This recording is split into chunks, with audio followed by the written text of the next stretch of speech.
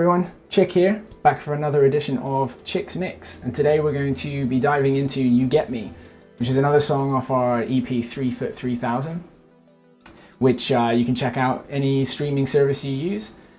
And this one's kind of the opposite end of the spectrum to the last one we checked out. Little Clouds was the last one we looked at. It's a very kind of open, natural, acoustic-y sounding song, whereas this one is very synth-driven, very effects-laden. In that first song, Little Clouds, we were talking about the fact there was only 16 total audio tracks throughout the whole song. And you can see this one we're down to 67.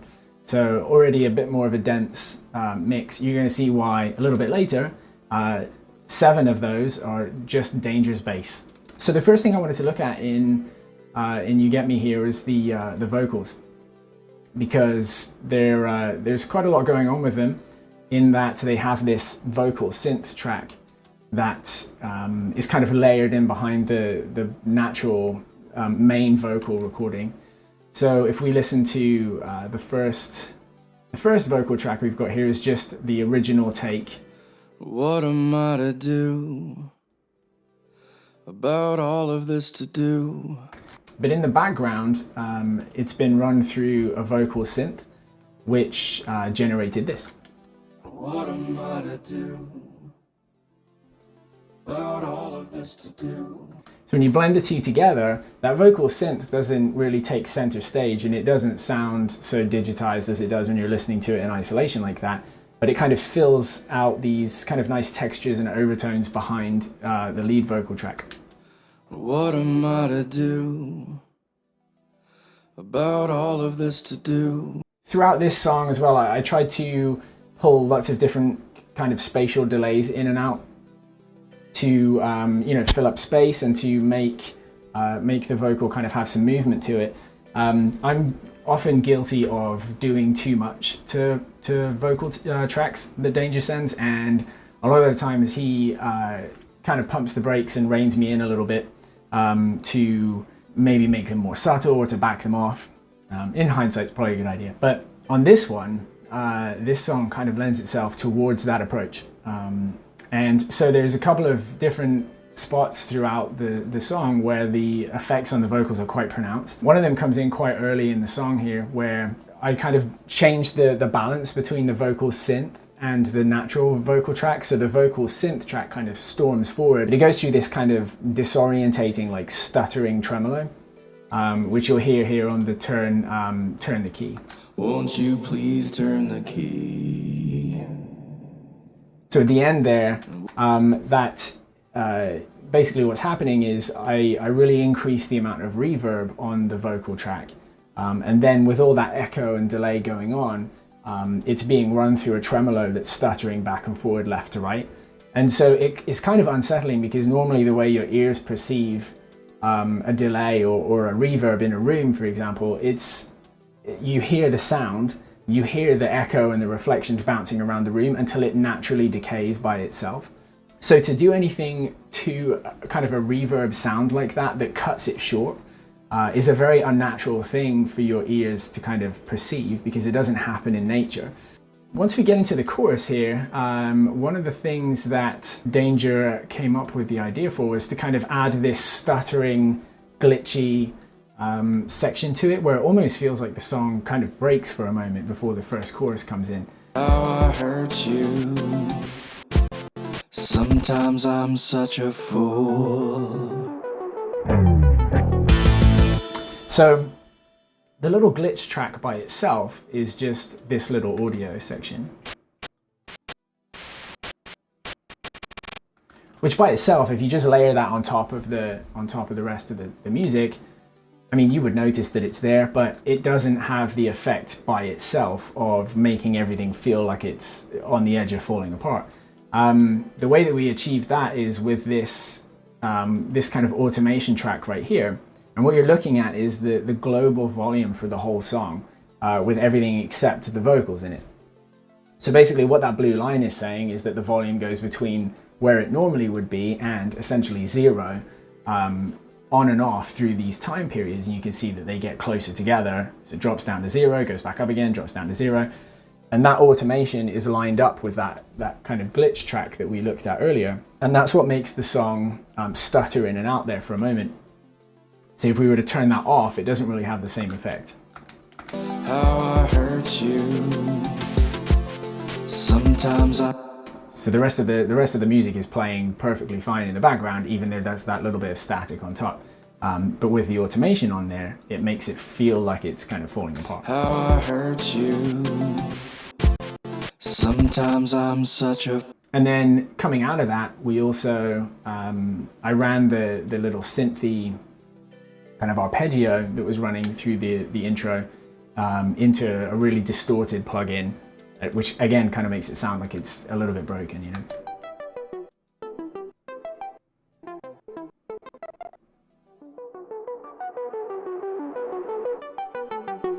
Okay, so then we get to the first chorus, and we can take a listen to the vocals here, because this is where I start to kind of feed it in and out of these different delays at different times to kind of emphasize certain parts of the vocal.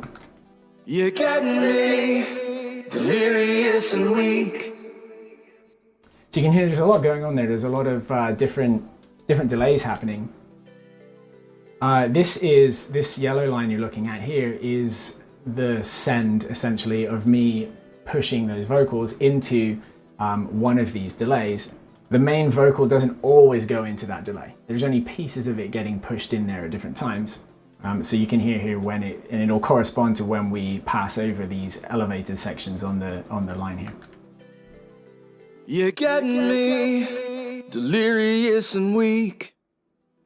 So not everything is being pushed through that delay. If the whole thing was being pushed through it, it can sometimes end up being too much. Like there's delays flying around everywhere. There isn't necessarily space for that in every part of the song. So by using automation, what you can do is you can selectively send pieces of a word or a phrase through the delay and then pull it right back out again. So you're only having that delay spill over into sections where there's room for it to exist, right? And that's essentially the challenge with mixing, is making sure that you're not stepping on the toes of other stuff, you know? And you can see there's another section right here where we push it through. I just can't breathe. And it's mainly spilling over into the right channel there, you know?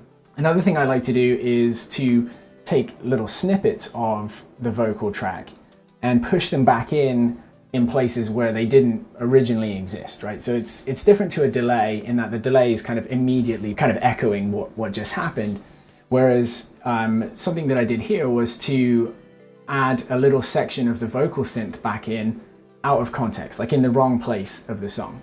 And the reason for that is there was a gap there. And, you know, I think if you re-emphasize kind of certain phrases in there, it both fills that gap, and if you do it in kind of a subtle way, you kind of subconsciously re-emphasize certain phrases of the vocal.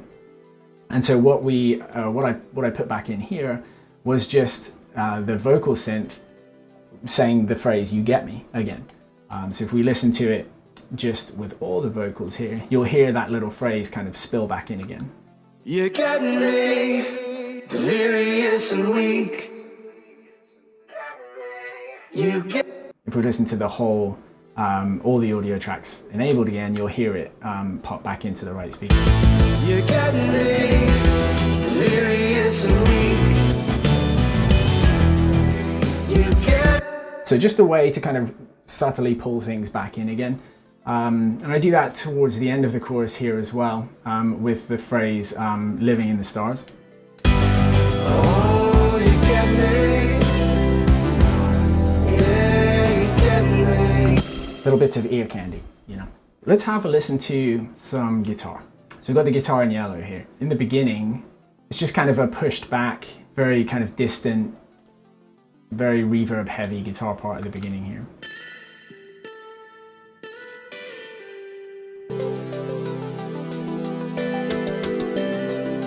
So really far back, and you can kind of achieve that distant sound by a very kind of wet mix on a reverb, which is going to give you more of the sound of it bouncing around the room and less of the original sound source, which makes it feel like it's further away from you. Once we get into the chorus here, there's 3 tracks, but essentially 2 of them, you'll see how one of them is just kind of filling in a small little gap. But these were the guitars in the chorus here.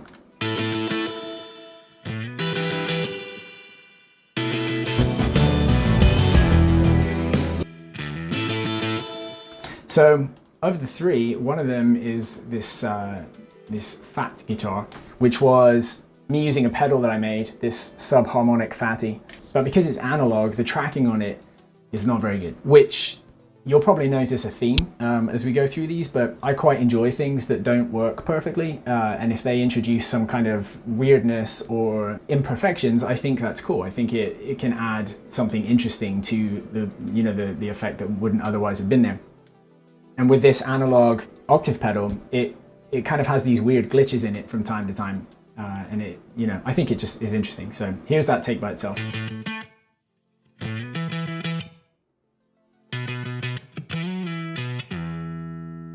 So it sounds a bit weird by itself. But what was interesting about these guitar parts is you can see they're very chopped up.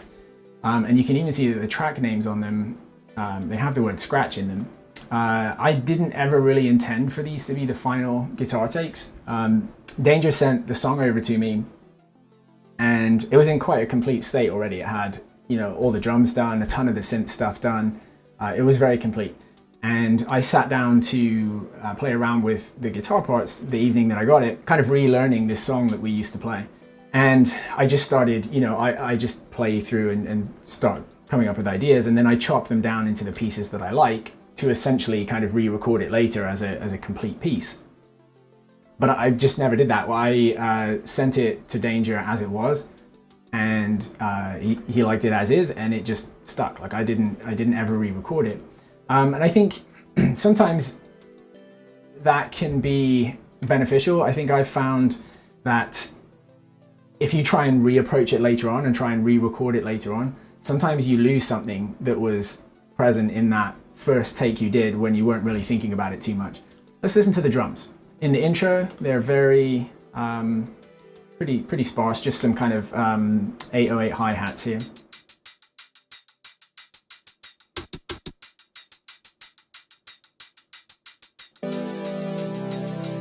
And then really they kick off in the chorus here. Sorry, that's the verse. Here's the chorus.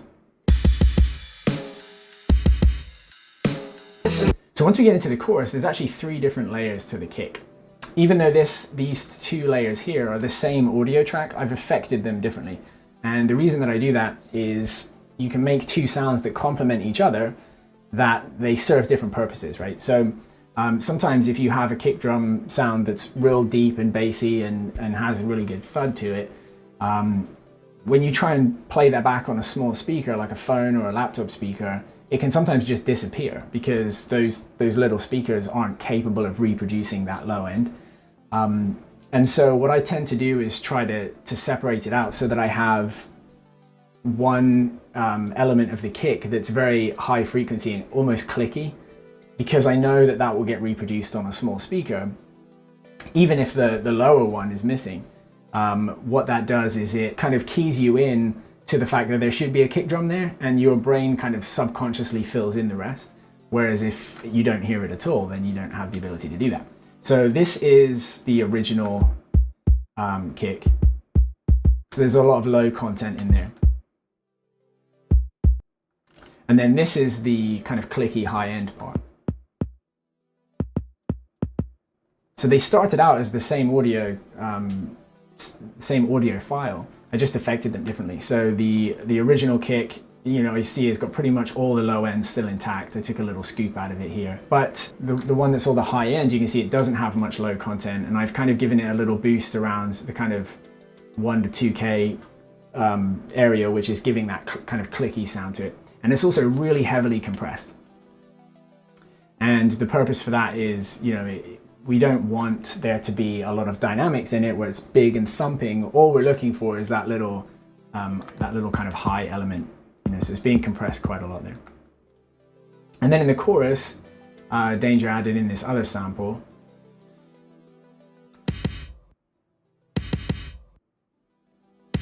So really kind of gated, very squashed sounding, but it's when you blend it in with the original kicks that were present from the verse.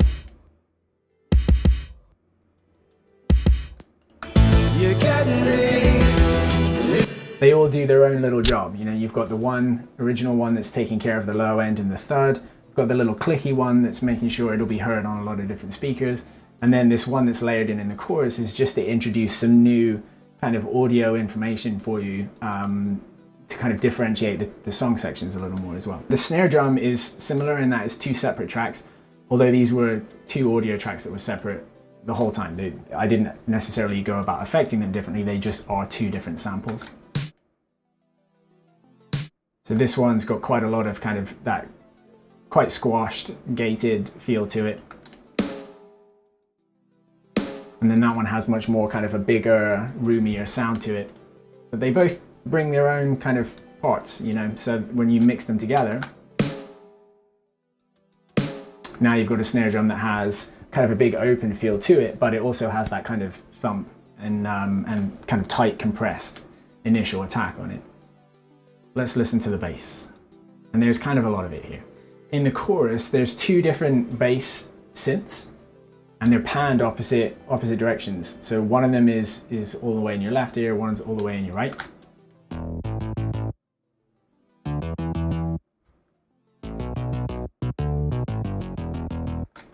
So there's those going. There's also this guy. So it has that kind of enveloped sound on it. There's this one, which is much more resonant and high frequency, even though it does have a lot of bass content in it. There's a more of a padded one right here.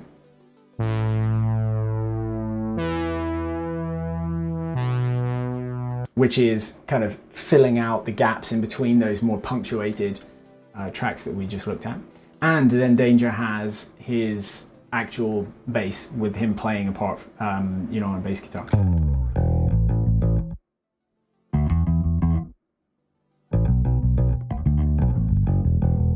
So there's all that going at the same time, which was challenging because, as I said before, you want each element to occupy its own space and to have its own purpose. These all had a lot of overlap. So trying to decide where each one would sit and live for it to not be stepping on the toes of the other things that are very similar to it was kind of challenging. And some of that was just from some careful kind of EQ scooping to say, okay, these ones are going to occupy the low end. This really resonant one is going to be the one that's higher up and will be, again, easier to reproduce on things like phone speakers and laptop speakers. Obviously, the real bass guitar is kind of just bringing some kind of human feel to it. But when they're all together, they sound like this.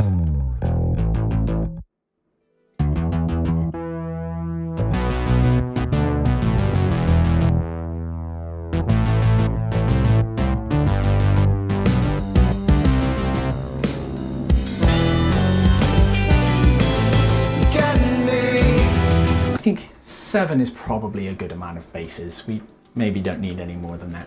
Okay, and then all the gray stuff here are different synth elements. So right in the beginning here, we have an intro synth, which is just this kind of ethereal, kind of fluid, detuned sample.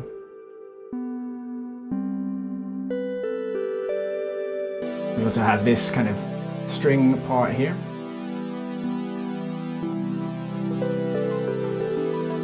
And we have these sweeps that we've already talked about, the ones that get distorted a little bit later on. There's a xylophone in here again. So all these little elements kind of adding together there, you know.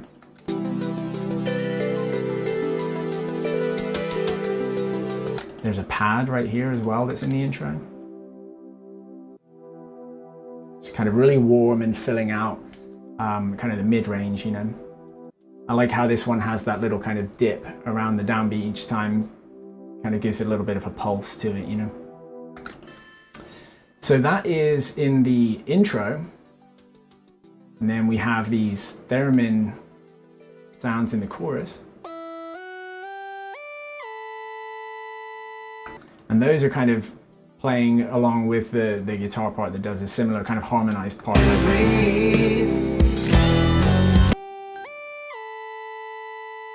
So kind of just thickening things up a little bit.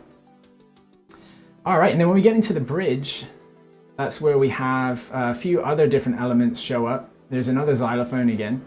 There's these vibes. And we'll give a little listen to those. So.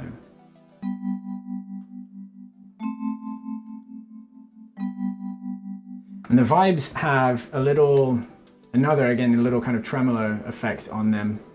I'm trying to find where they are. Here they are. Right there. So if we turn the tremolo off, having that tremolo in there kind of adds like a rhythmic element to that part.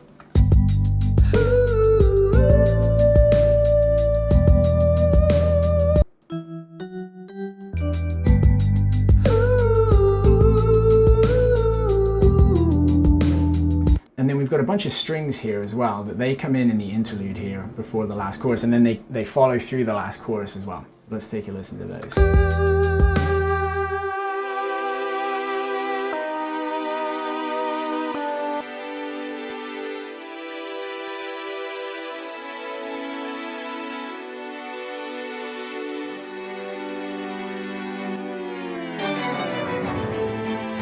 And I really like what Danger did with that detuning part there, because, you know, as we said with the rest of the song, it's very kind of synth heavy and very kind of spacey in a lot of ways, and the strings kind of all of a sudden ground you again there. But then that kind of gets thrown around when they detune all the way down right before that last chorus. So it kind of throws you off for a second, because, you know, you're expecting them to be doing normal string stuff and not doing that, right? And then in the last chorus, the strings continue through.